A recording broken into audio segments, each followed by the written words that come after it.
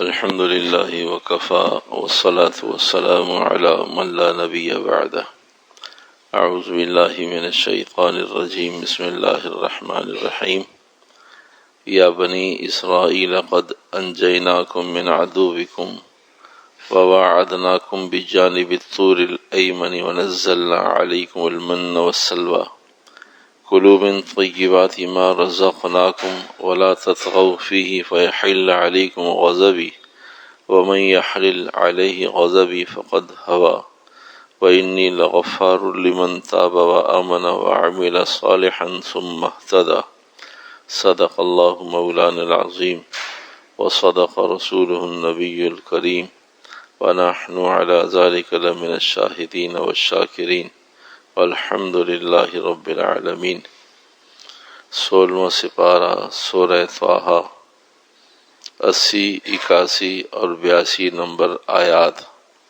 یا بنی اسرائیل قد انجیناکم من عدوکم، میں نے تمہیں فرعون سے تمہارے دشمن سے نجات دی۔ وواعدناکم بجانب الطور الایمن، اور پھر میں نے تم سے وعدہ کیا کہ طور سینا پر دائیں جانب آؤ، میں احکامات دوں گا۔ ونزلنا علیکم المن والسلوى، اور میں نے تم پر من اور سلوہ کھانے اور پینے کی چیزیں، میٹھا اور نمکین دونوں تمہیں عطا فرمائی۔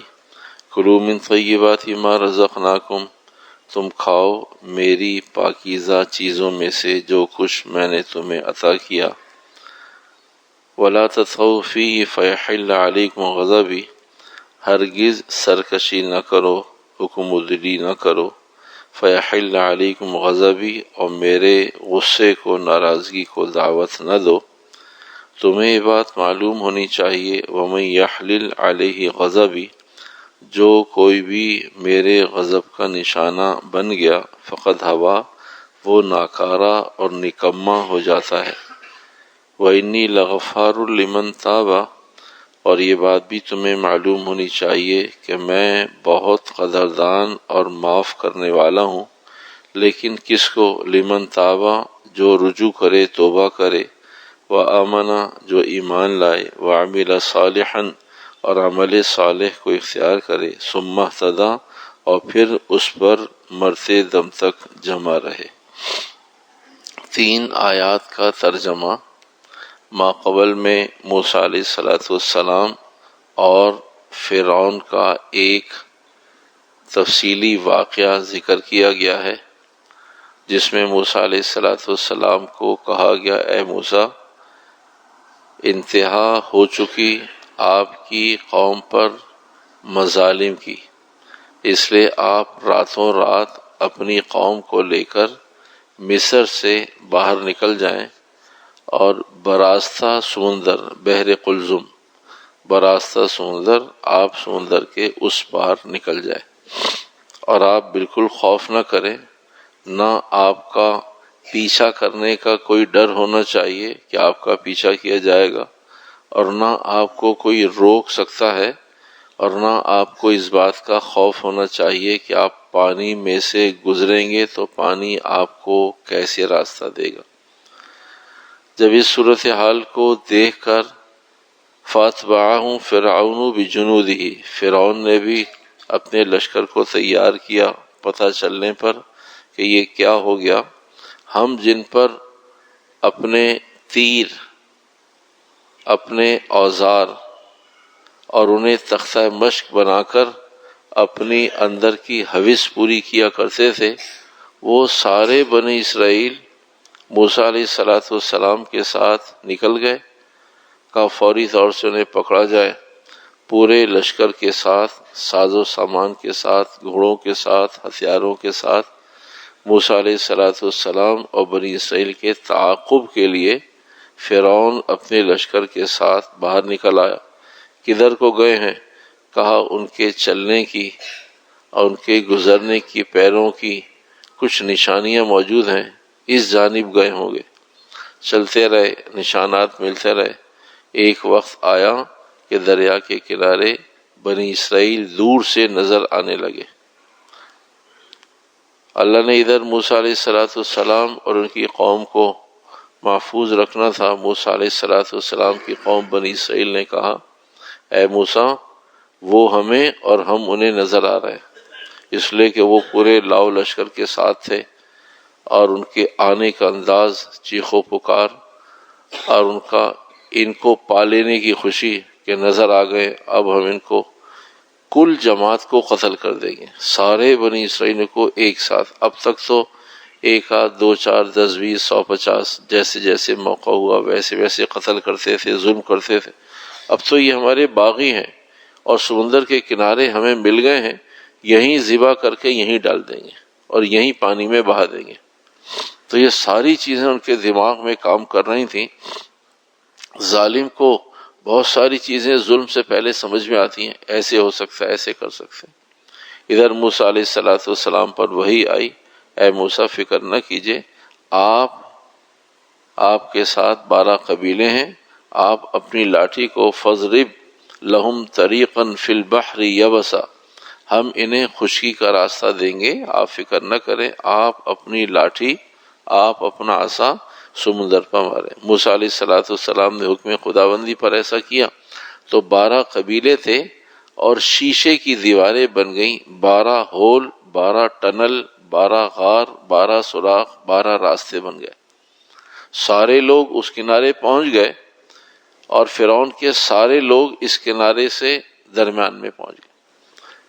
مفسرین نے لکھا ہے کہ جب فرعون نے دیکھا کہ سارے پانی کے اندر بے خوف و خطر چل رہے ہیں، ڈوبتے نہیں ہیں، پانی نے راستہ دے دیا ہے اور ان کے لیے پانی بھی اپنی جگہ موجود ہے اور راستے اور ہول بھی موجود ہیں، تو بادشاہ سلامت وہاں رک گئے، فرعون وہاں رک گیا۔ لوگوں نے کہا بادشاہ سلامت، آپ کو نہیں معلوم یہ آپ کے روب کی وجہ سے تو پانی رکا ہے، آپ کیونکہ آج تک کبھی سمندر پر آئے نہیں ہیں، آج آپ آئے ہیں تو یہ خدا کے کرنے سے ہوا ہے، یہ رب کے کرنے سے ہوا ہے۔ تو فرعون نے اپنی قوم سے پوچھا کون سا رب؟ تو لوگوں نے کہا کہ آپ ہی تو بتاتے ہیں کہ میں ہی رب ہوں، انا ربکم الاعلی، میں ہی تو تمہارا سب سے اعلیٰ، عرفہ، بالا، سب سے زیادہ طاقتور خدا میں ہی تو ہوں، آپ تو ہمیشہ یہی کہتے رہے۔ تو فرعون کو اس موقع پر احساس ہوا کہ میں بادشاہ ہونے کے باوجود میں نے غلط سوال کر دیا، تو اپنے آپ کو تھوڑا سا ہلایا، جھنجھوڑا، ہاں ٹھیک ہے یہ میری وجہ سے ہے اور میں نے ہی اس پانی کو روکا ہے۔ تو بادشاہ سلامت پھر آگے بڑھیے، تو کیونکہ فرعون کا گھوڑا آگے تھا تو فرعون نے بھی پانی میں اپنے گھوڑے کو ڈالا اور ادھر فرعون نے گھوڑے کو پانی میں ڈالا، لگامیں کھینچی اور سارا لشکر پیچھے چل پڑا اور سارا لشکر سمندر کے درمیان میں آ گیا اور ادھر موسیٰ علیہ السلام کے سارے لوگ سمندر کے پار ہو گئے۔ اس موقع پر قرآن حکیم کی آیت فغشیہم من الیم ما غشیہم، فغشیہم اے پانی پھر سے مل جا جیسے پہلے ملا ہوا تھا، پھر سے جاری ہو جا جیسے پہلے جاری تھا۔ فغشیہم من الغم، فغشیہم من الیم ما غشیہم، اور اللہ نے فرمایا وَظَلَّ فِرْعَوْنُ قَوْمَهُ، یہ ایک ایسا خدا ہے، فرعون کے لیے کہا یہ ایسا گمراہ بادشاہ ہے کہ باقی لوگوں نے دوسروں کو مروایا اور خود محفوظ رہے، یا خود جان دے دی تو اپنی قوم کو محفوظ رکھا۔ دونوں قسم کے بادشاہ دنیا میں موجود ہیں، سپہ سالار بن کر صف اول میں آئے اور اپنی جان دے دی، اپنے ساتھ کچھ 6 سواروں کی جان دے دی، پوری قوم کو بچا لیا، اپنی آنکھوں کے سامنے اپنی قوم کو ذبح ہوتے ہوئے نہیں دیکھا۔ اور کبھی ایسا ہوا کہ قوم کو آگے لگا دیا اور خود رؤسا، سنجیدہ، سمجھدار، سپہ سالار قسم لوگوں نے اپنی جان بچا لی۔ دنیا میں بھی ایسے ہی ہوتا ہے، جب خطرات محسوس ہوتے ہیں تو محسوس ہونے والے کو اپنی جان بچانا آسان ہے، اگرچہ مضمون نہیں ہے، صرف ایک بات بسبیل تذکرہ۔ ہم نے آپ نے بہت سارے حادثات سنے، کہیں ریل گاڑی کا حادثہ ہوا، کہیں بس کا حادثہ ہوا، بائی روڈ سفر کا حادثہ ہوا کہ جی ساری بس اور سارے سوار کھڈ میں اور ڈرائیور کا جی وہ بچ گیا۔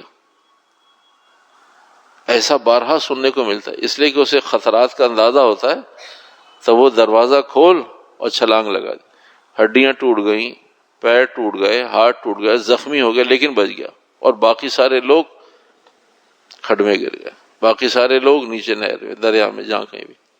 تو ایسا ہوتا ہے کہ خطرات کو محسوس کرنے والے اپنی جان بچاتے ہیں۔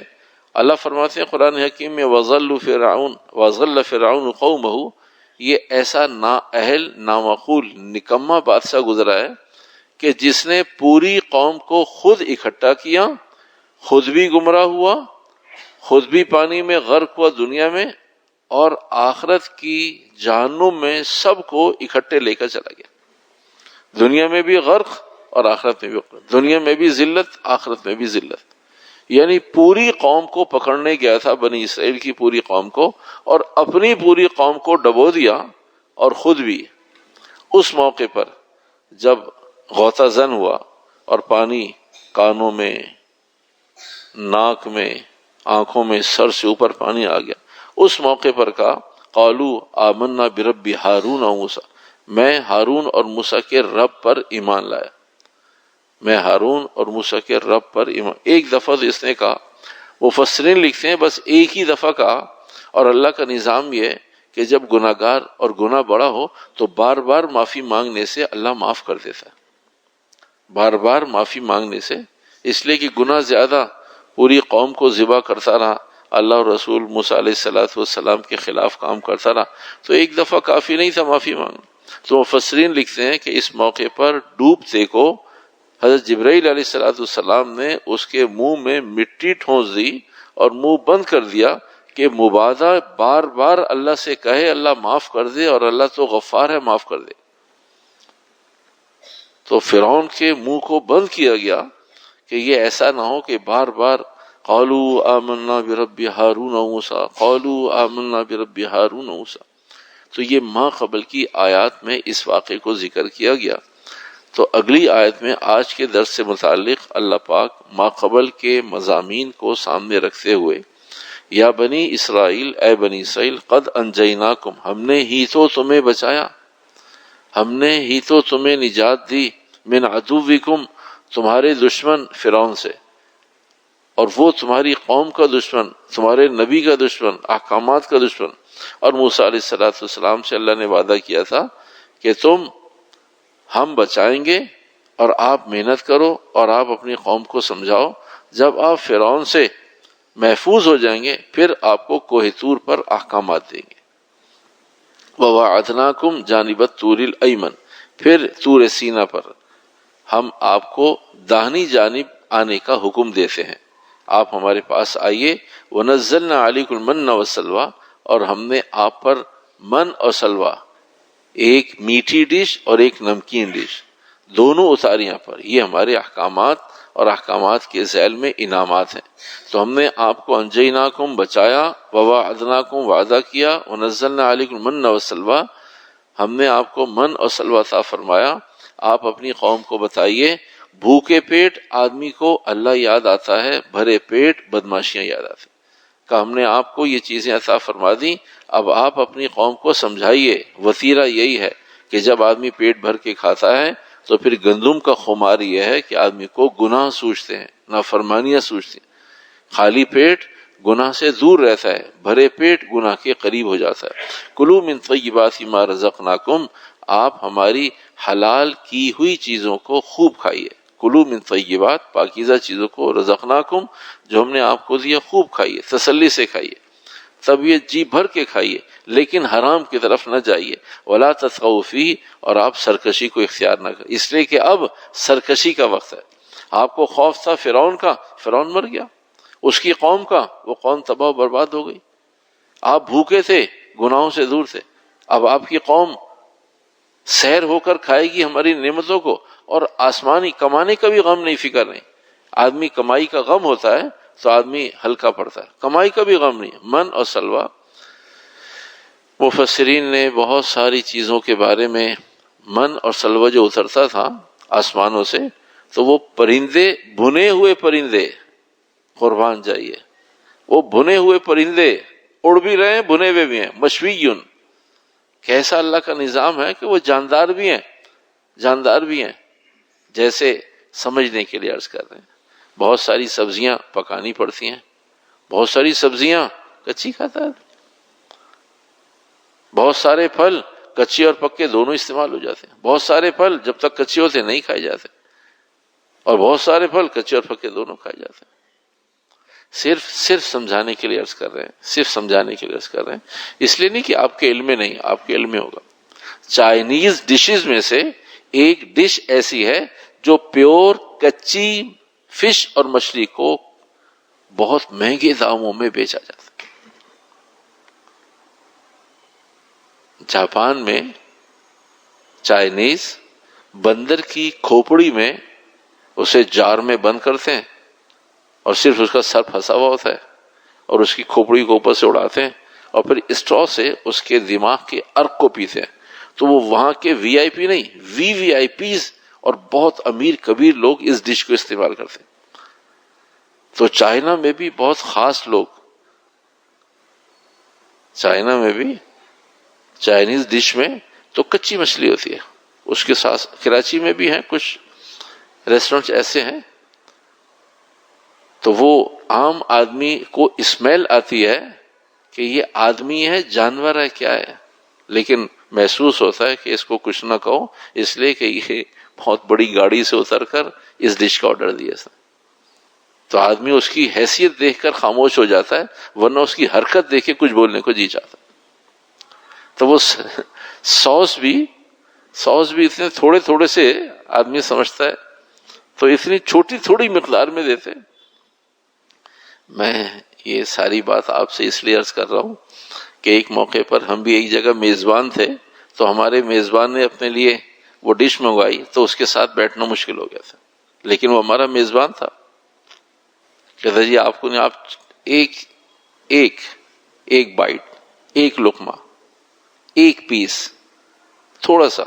میں کہا بھائی اسے قریب بیٹھنا مشکل ہو رہا ہے، کہا آپ ایک دفعہ استعمال کریں گے تو پھر آپ بھی عادی ہو جائیں گے۔ میں کہا نہیں، ہمیں اس کا عادی نہیں ہونا، ہم نہیں چاہتے اس کے عادی ہو۔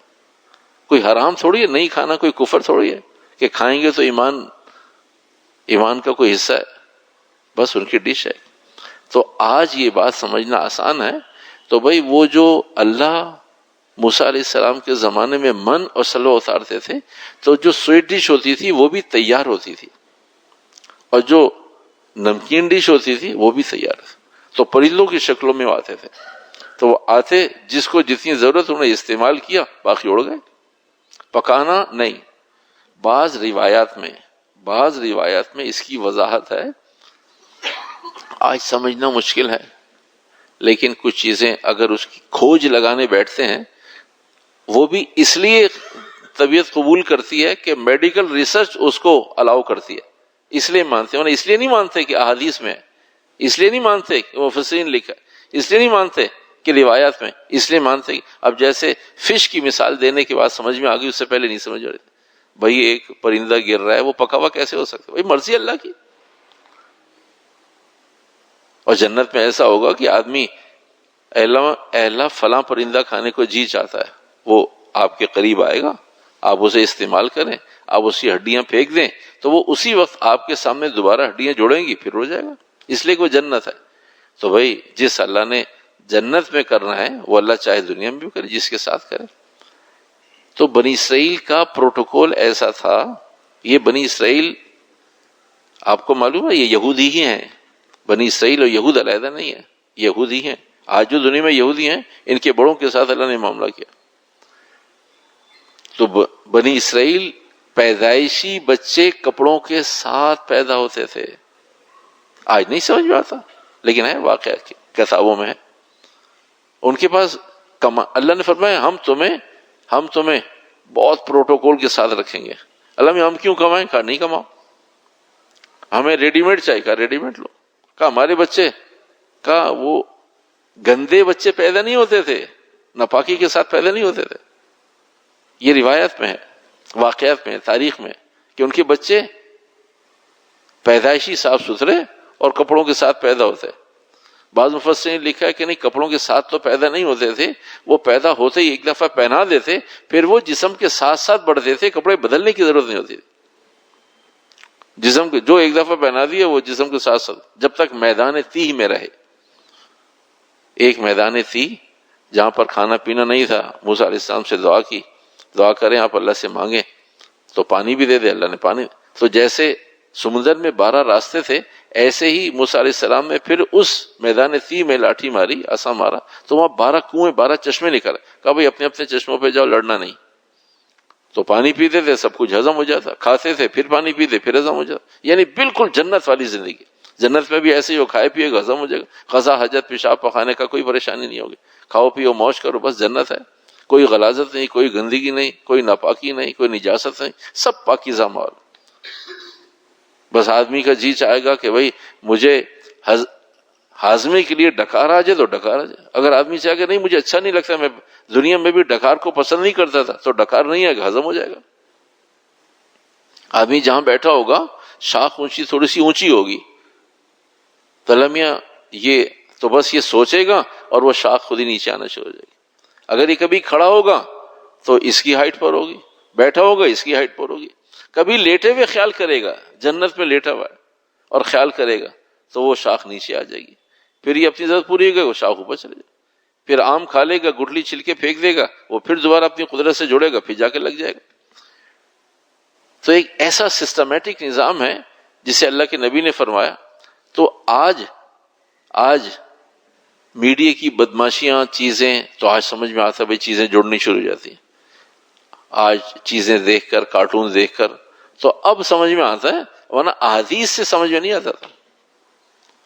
میڈیا نے سمجھا دیا ہاں ایسا ہو سکتا ہے، چیزیں جڑ سکتی ہیں، دوبارہ کوئی سروس کام ہو سکتا ہے. تو ایسی پرفیکٹ زندگی، ایسی ریڈی میڈ زندگی اللہ نے بنی اسرائیل کو عطا فرمائی تھی. تو اللہ نے فرمایا دیکھو وَلَا تَطْغَوْا فِيهِ فَيَحِلَّ عَلَيْكُمْ غَضَبِي، بدماشی نہیں کرنا، قربان جائیے. آج جس ماحول میں ہم زندگی گزار رہے ہیں، ہمیں بھی آج بھی وہ بنی اسرائیل کی، یہودیوں کی بدماشی آج بھی موجود ہے. اور رب نے 14 سال پہلے، 14 سال تو آپ علیہ السلام کو اس سے پہلے قرآن آیا 14 سال پہلے، لیکن موسیٰ علیہ السلام تو اور پہلے تھے. ذکر موسیٰ علیہ السلام قوم موسیٰ بنی اسرائیل کا، اور آپ علیہ السلام کو بتایا کہ ہم نے ان سے کہا تھا وَلَا تَطْغَوْا فِيهِ، دیکھو بدماشی نہیں کرنا، حکم عدولی نہیں کرنا، خواہشات پہ نہیں چلنا. ہم اتنا کچھ تو دے دیا، کھانے پینے کو دیا، پہننے کو دیا، رہنے کو دیا، ساری چیزیں تو ہم نے تمہیں عطا کر دی، تو نافرمانی کیوں کرتے ہو؟ تو ضروری تھوڑی کہ نعمت سے زیادہ آدمی نافرمانی بننا ہے. تو اللہ فرمایا نہیں، نافرمانیاں یہ جب مال زیادہ ہوتا ہے تو پھر نافرمانی تو چل پڑتا ہے. وَلَا تَطْغَوْا فِيهِ، بدماشی نہیں کرنا، نافرمانی نہیں کرنا. فَيَحِلَّ عَلَيْكُمْ غَضَبِي، میرے غضب کو دعوت نہیں دو، میرا غضب نافرمانی پہ اترتا ہے. وَمَن يَحْلِلْ عَلَيْهِ غَضَبِي، اور جس کسی نے بھی میرے غضب کو دعوت دی اور وہ مستحق عذاب ہو گیا، فقط ہوا، پھر وہ کائنات میں نکمہ ہو جائے گا، اس لیے کہ میری پکڑ اس پہ آ گئی. کائنات میں پھر نکمہ ہو جائے گا، نااہل ہو جائے گا.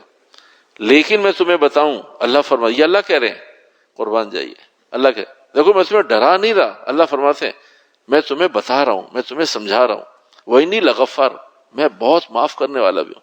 ڈرو نہیں مجھ سے کہ بھی اللہ نے وَلَا تَطْغَوْا فِيهِ فَيَحِلَّ عَلَيْكُمْ غَضَبِي، اللہ کی پکڑ آ گئی. نہیں، پکڑ تو ان کی جو نافرمانی کرے. تم نافرمانی کی نیت نہ کرو، تم فرمانبرداری کی نیت کرو. وَإِنِّي لَغَفَّارٌ، میں تو بہت قدردان ہوں. یا ایھا الانسان ما غرک بربک الکریم، میں بہت قدردان ہوں. چھوٹی سی نیکی کرو گے، اس کو اجر دینے کے بعد پھر اسے کنارے کر دیتا ہوں، بھی جنت میں آؤ گے پھر اور دوں گا. ایک دفعہ نیکی کی بس ساری زندگی اب اس کا اجر ملتا رہے گا. دنیا میں کوئی فارمولہ ایسا نہیں ہے کہ ایک دفعہ پیسے دے دیے ہمیشہ وہ پیسے باقی رہیں. ایک دفعہ چیز خرید لی بس اس قیمت میں بار بار خریدتے رہے. ایک دفعہ ایک چیز کی قیمت دے دی بس وہ قیمت کافی ہے، جتنی چاہے چیزیں خریدتے رہے. نہ بھائی، ایک دفعہ خرید لی، ایک دفعہ قیمت لی، ایک دفعہ چیز مل گئی. اللہ فرماتے بس ایک دفعہ نہیں کی، اب لیتے رہو. وَإِنِّي لَغَفَّارٌ، میں تو بہت زیادہ قدردان ہوں. اللہ کس کے لیے قدردان ہے؟ اللہ نے 3 چیزیں بتائیں. پہلی بات وہ کہ جو توبہ کرے، جسے احساس ہوگا کہ اللہ میاں پہلے جو بھی زندگی گزاری معاف کر دے. وَإِنِّي لَغَفَّارٌ، تو میں بہت زیادہ قدردان اور معاف کرنے والا ہوں. لمن تابا، جو توبہ کرے.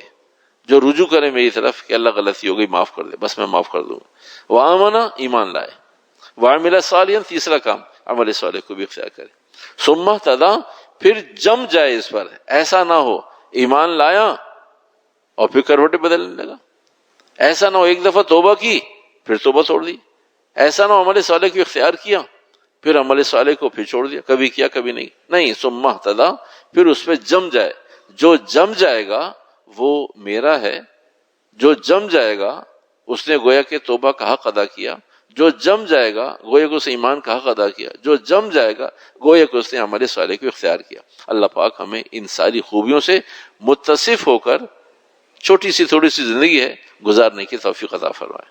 الحمدللہ رب العالمین والعاقبۃ للمتقین والصلاة والسلام علی سید الانبیاء والمرسلین برحمتک یا رحمن۔